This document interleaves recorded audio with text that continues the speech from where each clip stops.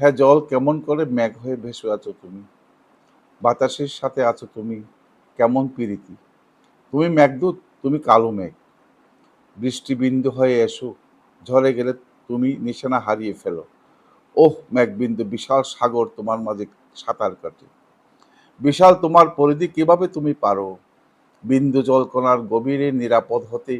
আমি শুধু অবাক বিস্ময়ে ভাবি, হে সাগর তোমার গন্তব্য শেষ কোথায় বলো না।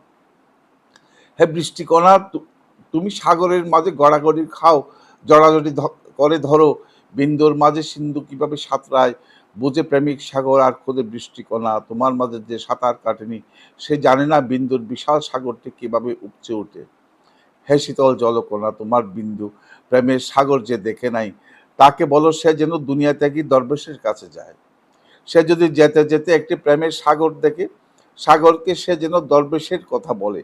ওহ বৃষ্টি, সে প্রতীককে বলে দিও, সে দরবেশের মাঝে সাগরকে দেখতে পাবে। সাগরের মাঝে ফুঁসে ওঠা ঢেউ, তাকে দেখতে বলো কিভাবে তীরে আছড়ে পড়ে ঢেউ। সে কখনো ঢেউ দেখে নাই, আদপে সে কখনো সাগর দেখে নাই, সে শুধু সাগরের গর্জন শুনেছে হয়তো। আজ তার পালা, সাগর দেখার পালা, জলবৃষ্টি বিন্দু করা কি পালিয়ে যাবে? আজ এমন গর্জন সে কখনো শোনে নাই। হাজার বছর পর ঘুম শেষে দত্তকুল যেন জেগে ওঠে, সাগরের তল হতে উঠে আসছে। কে কে ডেকেছে তাদের, কার আহ্বানে?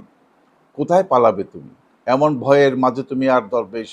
নিজেরা নিজের মাঝে সাঁতার কাটতে থাকো। হে জলকণা, তুমি সাহস নিয়ে দাঁড়াও, উদ্যত দত্তরা সাগরেই ফিরে যাবে। হে জলকণা, তুমি ভয়ের টুটি টিপে ধরো। হে সাগর, তুমি বৃষ্টিকণার মাঝে সাঁতরাতে থাকো।